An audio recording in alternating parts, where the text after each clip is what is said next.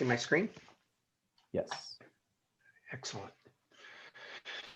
All right. Well, good morning, everybody. And again, thank you to CPRA and Northern California APCO and all the organizers for having me here today. And it's great to meet everyone virtually. And it seems like that's what we do nowadays, is meet virtually. But it helps us keep important conversations like these going despite this crazy year that we all are experiencing. So for those of you who don't know me, my name is Chris Lopez. I joined goTenna in January 2020, and I am the West Coast Channel Manager. I also serve on the APCO Commercial Advisory Council, so some of you, I may have overlapped with some of you in the past. For those of you who aren't familiar with goTenna and what we do, our mesh networking radio devices pair with leading mobile applications in order to extend the use of critical texting and mapping functionality, even when you don't have access to an LMR, cellular, Wi-Fi, or satellite service. And we're real fortunate to work with public safety agencies, both domestically and internationally, who are pioneering the use of our goTenna Pro radio devices and truly setting the standard for off-grid decentralized communications in public safety as a whole. So I'm here today to share why decentralized communications are growing increasingly critical for public safety and emergency response, and how products like goTenna Pro can add a layer of redundancy to the existing systems already in place. So when we look back at recent wildfires, earthquakes, and other disasters that occurred in California, Oregon, Arizona, and even Colorado, we remember the staggering headlines that show critical loss of cell towers, RF towers, connectivity to 911 dispatch centers, broadcasting stations, and public alerting systems. But communications isn't just the issue during major incidents. I can't think of a single after-action review where communications was not included as some concern or area for improvement. So the question is why do we keep running into the same communication issues over and over? So the issue, as dictated by Department of Homeland Security and others, is that our communications infrastructures are fragile and they're prone to failure. To date, DHS has provided several guidebooks on resiliency, and specifically communications network resiliency, given its importance in relation to other critical infrastructure during an emergency incident. They've identified 3 key elements to maintain resilient communications, those being route diversity, redundancy, and protective restorative measures. Simply put, the goal for any agency is to avoid a single point of failure in their communication setup. So for example, making sure that a FirstNet or cellular network or LMR network aren't all on the same towers. So when one or several fail, there still is a backup in place. However, these types of projects take a considerable amount of time and resources. And when resources are tighter than ever, especially today with the pandemic, how can agencies maintain communications when systems fail? In order to fill immediate connective gaps, we need to rethink our communications network structure and eliminate the single points of failure. So our traditional radio and communication systems are typically prone to failure because of a centralized setup.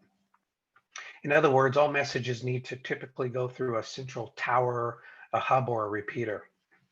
In mesh networking, on the other hand, it's completely decentralized. So messages transmit from device to device without that central point of failure. So if you look at the slide here, what it's saying is on a decentralized network, as you add devices to your network, they start communicating to and through each other. So if, for example, if you lost any one device in the decentralized network, it may fall off, but the network doesn't go down altogether. So how could mesh network in practice work? So at goTenna, the tactical grade mesh networking radio devices pair with a native or third-party application. This enables critical mapping and messaging functionality when a Wi-Fi, cellular, or satellite infrastructure is not available at all.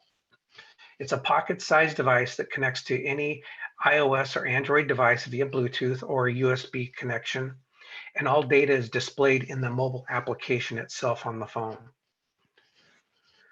Once a peer-to-peer network of devices and apps is established, an unpaired goTenna Pro device can also serve as a standalone relay node to maximize range, eliminating or reducing the need for base stations and repeaters. And right here, this is what the mesh relay would look like. It's not tethered to any kind of a device whatsoever. So here's a quick video that shows how all this could work in action during an urban search and rescue response.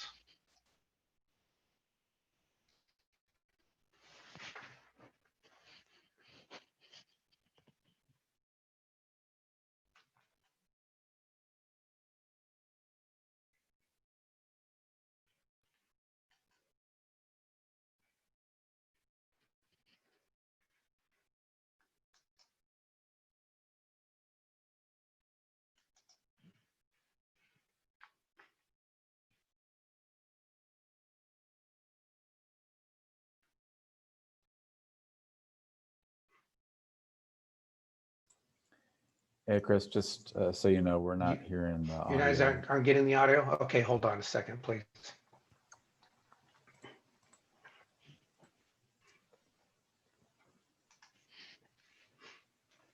If you click on the more, there should be a menu that pops up, share computer sound. Yeah, let me find that there. Hold on a second. Sorry about this.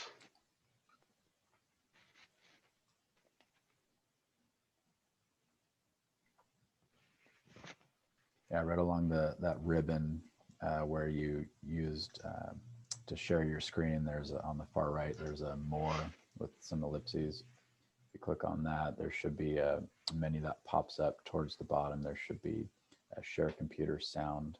And if you click that, that would do it. Oops.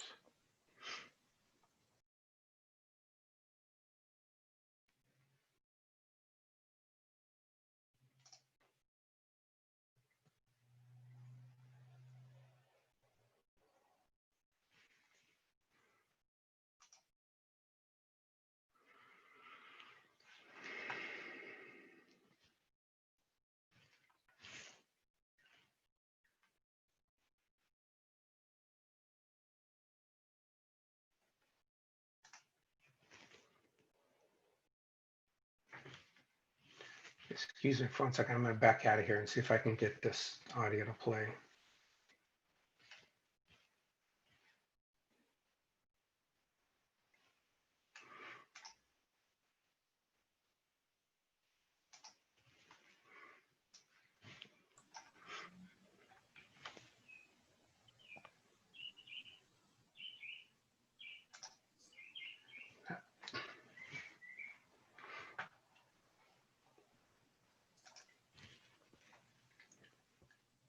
This is why we have technical difficulties here.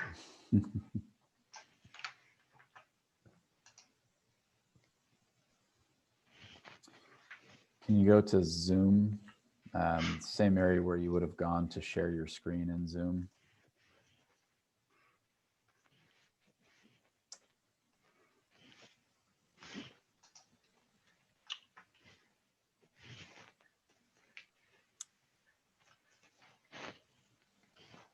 So here's where I am in Zoom, but for some reason I cannot see.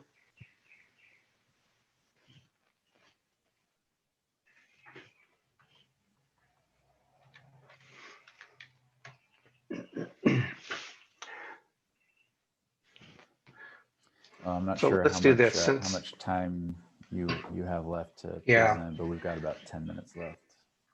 Yeah, I was just looking at the clock. So let's go ahead and do this. I'm going to go ahead. I apologize for not being able to show this video, but we're going to go ahead and just jump on to the next slide if that's okay with everybody. Absolutely. Sorry about that. Okay.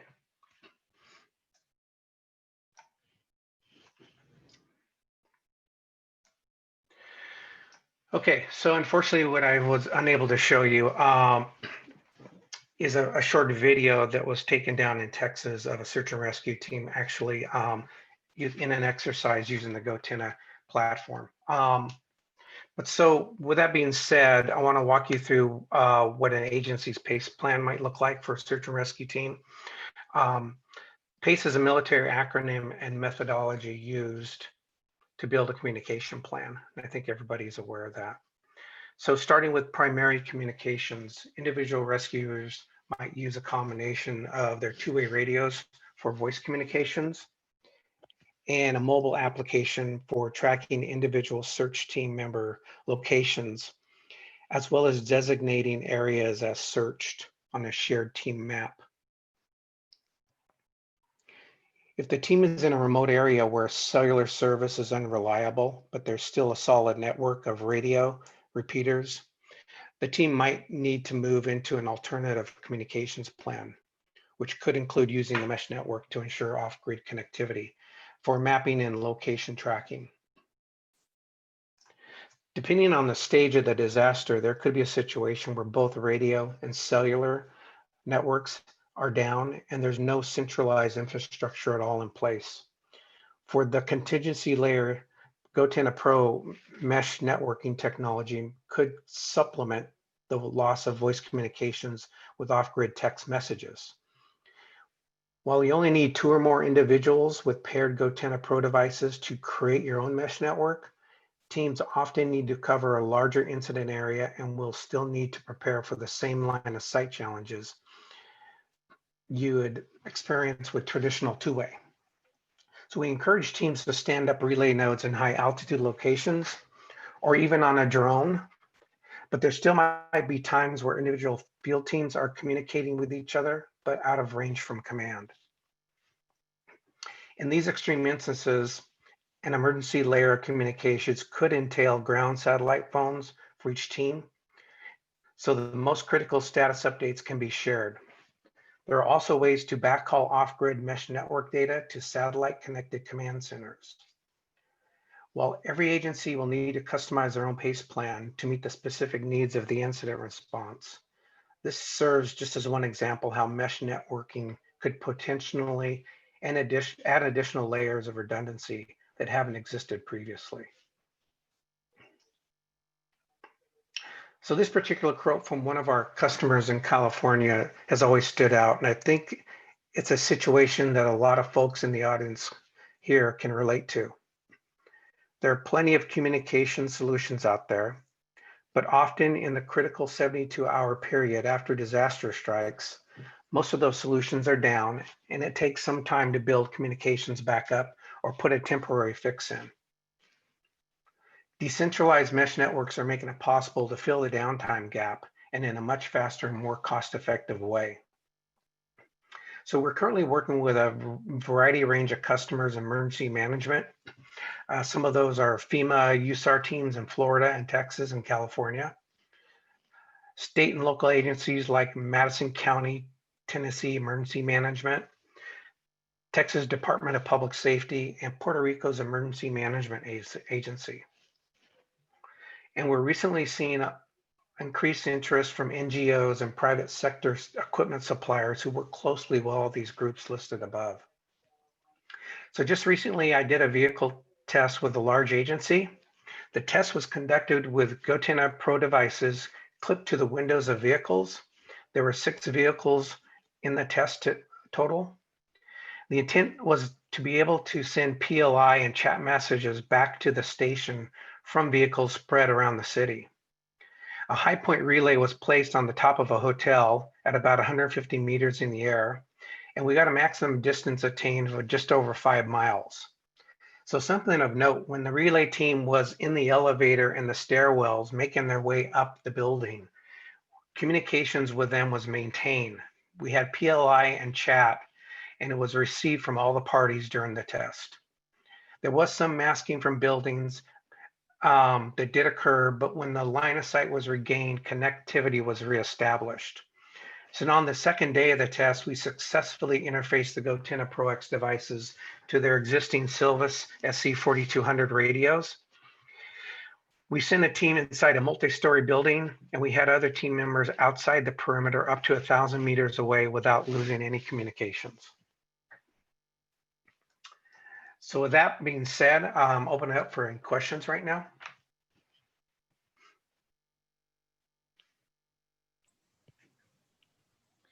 All right, you can unmute and ask a question or type it into chat, whatever your preference is. We've got about 4 minutes till the next meeting starts.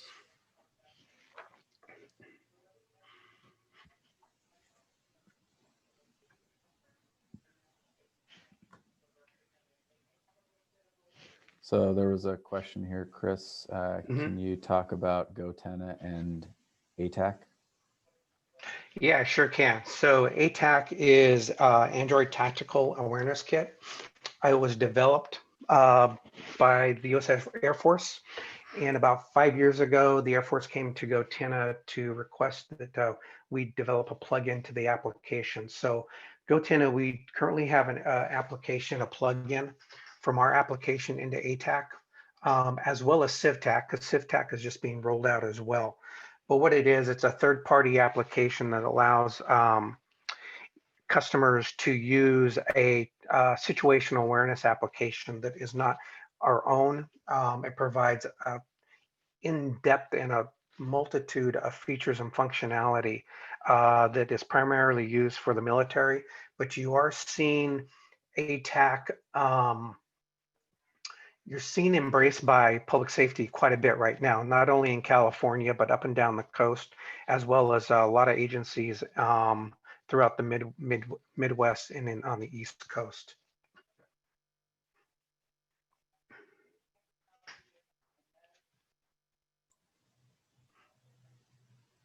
All right, very good. Thank you. I think we have time for one more question if anyone has anything else for Chris. And then while we're waiting, just before I wrap it up, on our website, we do have a lot of information on our devices. We do have a publication called The Last Mile. It's a great resource for news and other information about our technology and the things we have in development for off-grid communications for public safety. And if anybody needs to continue the conversation, here's my contact information. All right, thank you very much, Chris. We appreciate your time. Thank you everyone for attending this presentation from goTenna. We do have another session starting up in just a couple minutes from Bird RF. If you want to stay in this exhibit hall, please do so. If you want to jump to another classroom or exhibit hall A or the meeting room, check the chat window. There's some links for each of those. You can just click on that and quickly jump to another session. If you want to go into the auditorium, that is still a manual process. So thank you very much, Chris. And we'll just wait about a minute for the Bird RF communication.